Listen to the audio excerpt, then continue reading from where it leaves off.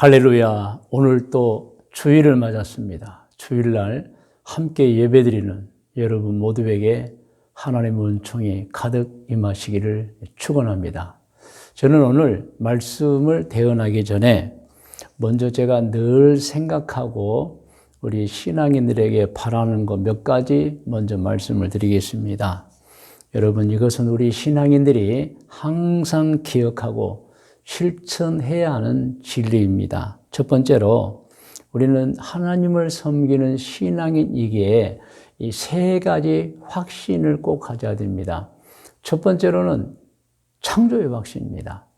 하나님이 우주와 만물과 세상과 사람과 모든 생명을 창조한 분이시다. 창조의 확신. 두 번째로는 내가 이제는 예수님 때문에 구원받아서 하나님의 자녀가 되었고 또 하나님의 자녀로 세상에 살면서 은총을 입고 살다가 언젠가 때가 되면 하늘나라 천국으로 돌아간다는, 즉 구원의 확신. 우리는 이 구원의 확신, 나는 구원받은 사람이다, 이 확신을 가지고 살아야 합니다. 세 번째로는 인도와 보호의 확신입니다. 무엇을 먹을까 마실까 입을까 염려하지 마라 그랬잖아요, 여러분. 그럼 우리가 죄만 없다면 하나님께서 내 인생을 반드시 인도해 주시고 보호해 주신다는 그 확신, 인도와 보호의 확신입니다. 우리 교회 성도들은 꼭 이 세 가지 확신을 가지고 좋은 신앙으로 바르게 살아야 합니다. 두 번째, 우리가 꼭 기억해야 되는 신앙의 진리가 있는데 그것은 매일매일 좋은 신앙을 유지할 수 있도록 방법을 선택해야 돼요. 우리가 하루 3끼 밥을 먹으면서 육체의 건강을 유지하듯 우리도 영적 건강을 유지하려면 어느 때는 높고 어느 때는 떨어져 버리는 냄비 신앙 말고요. 정말로 끊임없이 변함없이 어떤 상황에서도 좋은 신앙을 유지할 수 있는 그런 생활을 해야 됩니다. 그 방법 중에 방법은 역시 규칙적으로 매일입니다. 매일 성경을 읽고 기도하는 영적 습관을 가져야 되는 것입니다. 오늘 이 말씀을 듣는 분들 중에서 내가 매일 말씀을 규칙적으로 읽지 않고 있거나 매일 기도하지 않고 있다면 여러분 참 좋은 신앙이 아닐 수도 있다는 건 아셔야 됩니다. 그래서 우리는 늘 매일 규칙적으로 말씀 읽고 기도해야 되고, 세 번째로는 우리 자신의 열매를 위해서도, 여러분 열매가 없으면 안 되잖아요. 나중에 하나님께 열매를 보여야 하는데 열매를 위해서도 또 복음을 전파해서 아직도 불신자들이 있어요. 지옥으로 떨어져가는 영혼들이 있어요. 그들을 구원하기 위해서도 우리가 행실이 좋아야 해요. 그래서 우리는 모든 사람에게 선을 행해야 하고 착한 모습을 보여야 합니다. 여러분 열매가 없으면 천국 못 가는 거 아시죠? 그러므로 우리는 우리의 열매를 위해서도 또 우리에게 전도를 받아 영혼 구원받을 사람을 위해서도 정말 착한 행실, 선한 행동을 해야 합니다. 그리고 마지막으로 권면하는 것은 우리는 신앙인이기 때문에 하나님을 섬기고 있잖아요. 죄를 지으면 안 됩니다, 여러분. 그러면 절대 죄를 짓지 않는, 혹시 지은 죄가 있으면 정말 빠르게 회개해서 용서받는 우리가 되어야 합니다. 아멘. 자, 이렇게 제가 이제 4가지 가장 중요한 우리 성도님들이 알아야 할 진리를 말씀드렸고, 오늘 본문 말씀으로 가면은 제목은 모든 것을 자세하게 가르쳐 주신 하나님이십니다. 이것은 저만 느끼는 게 아니고 정말 신앙생활을 하는 분들 그리고 성경을 읽는 분들은 다 공감할 거예요. 하나님 어떻게 이렇게 자세하게 모든 걸 가르쳐 주셨는지. 특별히 오늘 그래서 성경 말씀은 레위기 13장 1절로 4절 말씀입니다. 여러분 아시다시피 레위기는 율법서예요. 하라와 하지 말라의 계명입니다. 그런데 그중에 심지어 여러분 그 문둥병 환자가 발생했을 때는 어떻게 해야 한다 이런 부분까지 나와 있어요. 자, 그래서 정말 모든 것을 자세하게 가르치신 하나님, 그 하나님의 기록 중에 레위기입니다. 레위기 13장 1절부터 같이 합독합니다. 여호와께서 모세와 아론에게 말씀하여 이르시되 만일 사람이 그의 피부에 무엇이 돋거나 뾰루지가 나거나 색점이 생겨서 그의 피부에 나병 같은 것이 생기거든 그를 곧 제사장 아론에게나 그의 아들 중 한 제사장에게로 데리고 갈 것이요 제사장은 그 피부의 병을 진찰할지니 환부의 털이 휘어졌고 환부가 피부보다 우무가여졌으면 이는 나병의 환부라 제사장이 그를 진찰하여 그를 부정하다 할 것이요. 이건 이 사람은 문둥병에 걸렸다. 그래서 13장 46절에 보면은 진영 밖으로 나가서 살게 합니다. 감염병, 전염병이기 때문에. 자, 그러나 4절 피부에 색점이 희나 우무가지 안 하고 뭔가 피부를 보면은 문둥병자 같은데 환부를 보면 우무가지 아니에요. 그런 사람 그 털이 희지 아니하면 제사장은 그 환자를 이래 동안 가둬둘 것이며 제가 이 본문의 화면에는 없지만 5절, 6절, 7절을 보면은 이래 후에 다시 관찰합니다. 그리고 이래 다시 관찰해서 문둥병이 아니다 싶으면 이제 그냥 피부병이라고 공포를 하고 진영 밖으로 이제 내보내지는 않죠. 그래서 이렇게 자세하게 여러분 이 감염병에 관한 문제도 성경에 이렇게 기록이 되어 있는 것입니다, 여러분. 여러분, 이 첫 번째 제목이, 작은 제목이 감염병의 무서움이에요. 전염병의 무서움입니다. 코로나19. 지난 2022년, 아직도 잊혀지지 않잖아요. 2020년부터 이제 계속해서 일어났죠. 우리나라뿐만 아니라 전 세계가 감염병, 전염병의 코로나19를 겪으면서 이 전염병, 감염병이 얼마나 무서운지를 알았습니다. 다들 생각나실 것입니다. 그때 코로나19가 감염된 사람이 있으면 그 사람의 지난 며칠간의 행적을 추적합니다. 그리고 그 사람이 어느 식당에 들어갔고 어떤 호텔에 들어갔고 그러면 여러분 식당도 문 닫아야 되고 호텔도 문 닫아야 되고 뭐 그럴 때가 있었어요, 여러분. 그리고 그 당시에 비행기에서 내린 사람을 이제 조사합니다. 추적하다가 누가 걸렸으면 그 비행기 타고 모든 사람은 여러분 격리를 당하고 검사를 받아야 하고 그 항공기는 스톱해야 됩니다, 여러분. 그리고 우리가 그때는 막 7일간 바깥 출입 금했잖아요. 그리고 나서는 이제 병원이나 보건소에서 완치 판정을 받아야 되는데 그때까지는 계속 출입이 금지되었어요. 이유는 코로나19가 전염병, 감염병이기 때문에 다른 사람들을 감염시킨다는 거예요, 여러분. 사실 여러분, 많은 사람이 세상을 떠났어요. 제 가까운 분, 친구 한 분도 떠났어요, 여러분.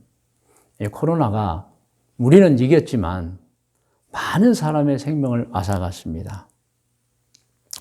그리고 코로나19 때문에 우리 막 사회가 변화됐잖아요, 여러분. 그래서 전염병 때문에 망한 사업체도 많았고, 물론 흥한 사업도 있었지만은, 물론 그쪽은 이제 의료계통의 사업들이죠. 망한 사업들이 정말 많았습니다, 여러분.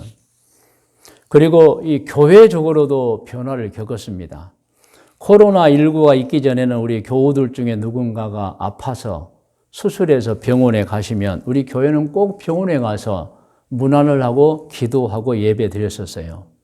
그런데 코로나 이후에는 이제 가족 외에는 병원에 갈 수도 없어요. 면회 금지입니다, 여러분. 특히 교회가 오는 거, 우르르 몰려오는 건 절대 반대입니다. 그래서 사실 코로나19가 지금은 사라졌지만 지금도 우리나라 병원들은 병문안객들을 받지 않아요. 가족 외에는 가족도 아주 심사해서 합니다.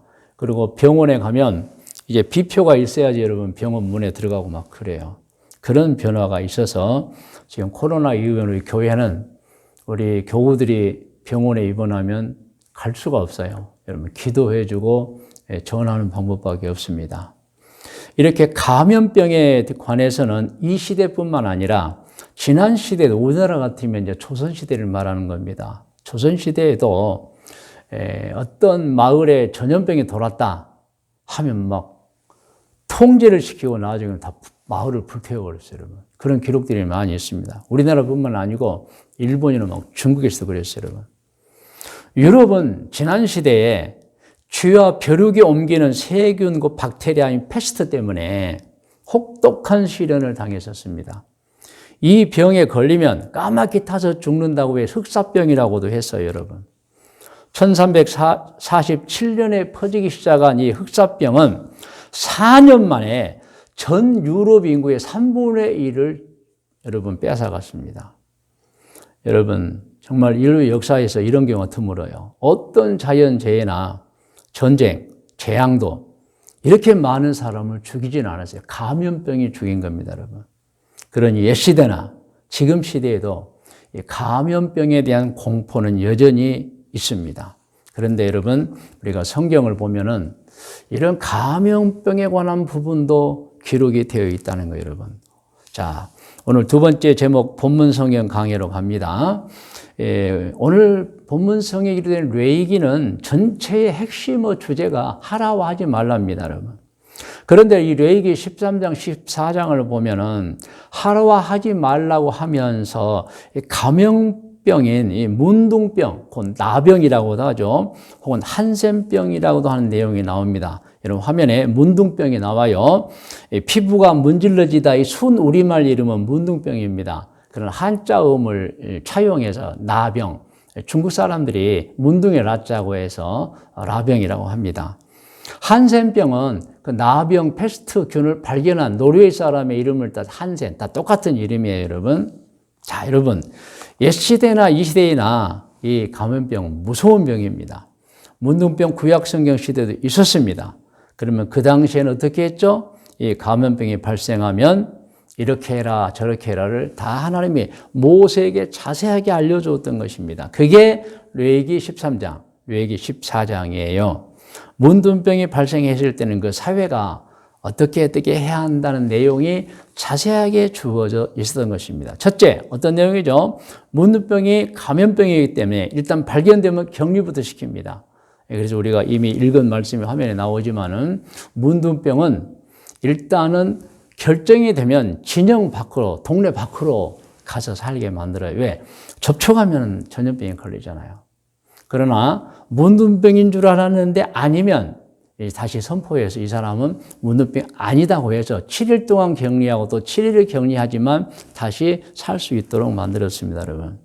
그래서 성경에 보면은 문둥병 발견되면 진영 밖으로 격리를 시켰습니다. 둘째, 자, 문둥병이 되었어요. 어떻게 했죠? 우리 둘째 화면에 나옵니다. 같이 읽을까요? 환자의 모든 의복이나 이불을 불에 태우라고 했습니다. 레위기 13장 52절 같이 읽을까요? 그는 그 색점 있는 의복이나 털이나 배의 날이나 씨나 모든 가죽으로 만든 것을 불사를 찌니 이불, 의복 전체를 말합니다. 이는 악성 나병인즉 그것을 불사를 찌니라, 불살라 버리라는 거예요.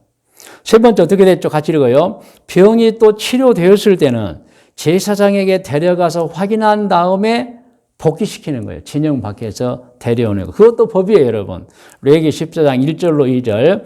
여호와께서 모세에게 말씀하여 이르시되 나병 환자가 정결 치료가 되는 날의 규례는 이러하니. 그러니까 병을 발견할 때의 규례가 있고 발견해서 치료된 다음에 그 사람을 진영 밖에서 데리고 오는 규례가 있는 거예요, 여러분. 이렇게 자세하게 성경에 기록이 되어 있어요. 이러하니 곧 그 사람을 제사장에게로 데려갑니다. 넷째, 자, 같이 읽어요. 치료가 확인되면 의식을 합니다. 그러니까 그냥 와서 같이 살아 이게 아니에요. 어떤 의식을 합니다. 의식을 통해서 그 사람이 완전하게 치료되었음을 확인시키는, 모든 사람에게 확인시키는. 왜 그럴까요? 그냥 문둥병을 딱 데려오면 저 사람 아직도 문둥병이야? 저 사람 내보내. 이렇게 오해할 수도 있어요. 그래서 어떤 모든 사람의 알아볼 만한 의식을 통해서 이 사람은 완전히 치료되었다라고 선포를 해주는 거예요. 그 내용 레위기 14장 3절로 4절 같이 읽어요.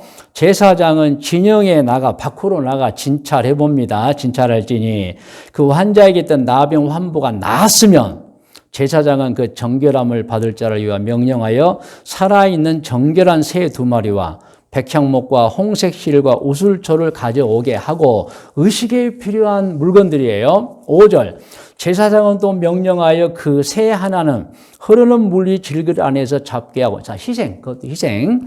다른 새는 산채로 가져다가 백향목과 홍색 실과 우슬초와 함께 가져다가 흐르는 물 위에서 잡은 새의 피를 찍어 나병에서 정결함을 받을 자에게 7번 뿌려 정하다 하고, 살아있는 새는 들에서 놓을지며. 그러니까 새가 2마리인데 한 새는 희생으로 잡습니다. 한 새는 피를 묻혀서 내보내요. 야, 이제 나았다는 뜻이에요. 8절, 정결함을 받는 자는 그의 옷을 빨고 모든 털을 밀고 물로 몸을 씻을 것이라. 그리하면 정하리니, 깨끗하게 되었다는 이제 표시죠. 그 후에 진영에 들어올 것이나 자기 장막 밖에 이래를 더 머물면서 완전히 복귀하는 거예요, 여러분. 이렇게 자세하게 할렐루야.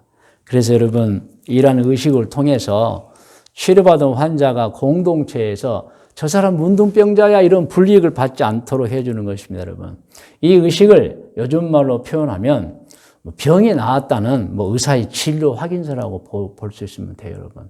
이렇게까지 자세하게 성경에 기록되어 있어요, 여러분. 사실 뇌의를 보면 이뿐만이 아닙니다. 뇌기 15장을 보면 각종 성병에 걸린 환자에 대한 발견, 또 치료 후에 어떻게 할 것인가도 나와 있어요. 또 뇌기 16장, 17장을 보면 성전에서 제사장이 해야 할 직무가 아주 자세하고도 확실하게 기록이 되어 있어요. 뇌기 18장을 보면 이방 풍속에 대해서 어떻게 할 것인가 기록이 되어 있고, 뇌기 19장 이후를 보면 다른 사람들과의 관계를 어떻게 해야 하는가도 기록이 되어 있어요. 할렐루야. 얼마나 여러분 자세합니까? 그리고 뇌기 24장에서 25장을 보면은 우리 신앙인들이 지켜야 할 절기가 기록이 되어 있고요. 또 뇌기 26장에서 27장 마지막 장까지는 하나님께서 사람에게 베풀어 주신 은총에 관하여 어떻게 감사를 드려야 할지에 대해서도 절차와 방법이 자세하게 기록이 되어 있습니다, 여러분. 이렇게 우리가 성경을 보면은 정말 우리를 위하여 모든 것을 자세하게 가르쳐 주신 것입니다. 사실 지난 5월 첫 주간에도 뇌기에 대해서 말씀드린 바 있어요. 그 내용 중에 또 중요한 거 제가 또 말씀드리면, 제목은 뇌기는 어떤 성경인가입니다. 여러분 같이 한번 읽어볼까요? 뇌기는 구약성서 율법서 중 3번째 책으로 백성들의 죄를 용서해 주어 거룩하게 해주고, 이 말씀이 있죠. 평생을 바르고 참된 신앙생활을 하게 해주기 위한 목적으로 기록되었다. 그러므로 여러분 뇌기도 아주 중요한 성경이라는 걸 알아야 돼요. 넘어갑니다. 자, 4번 같이 읽어요. 제목을 우리 신앙인들이 뇌기를 읽어야 하는 이유입니다. 같이 읽을까요? 구약성경 뇌기를 신약시대에 사는 우리가 읽어야 하는 이유가 있습니다. 뇌기를 통해서 왜 예수님이 십자가에서 죽으셔야 했는지를 알 수 있는 것입니다. 뇌기를 통해서 왜 예수님이 흘려주신 피로 인해서 우리의 죄가 용서되어 구원을 받아 지옥이 아니라 천국으로 가게 되는 것을 알게 되기 때문입니다. 다시 말씀드리면 뇌기를 통해 하나님이 보낸 어린 양이신 예수님의 십자가 죽으심이 우리의 구원이 되고 우리의 죄 용서의 근거가 된다는 것을 뇌기가 알려주는 거예요, 여러분. 맞습니다.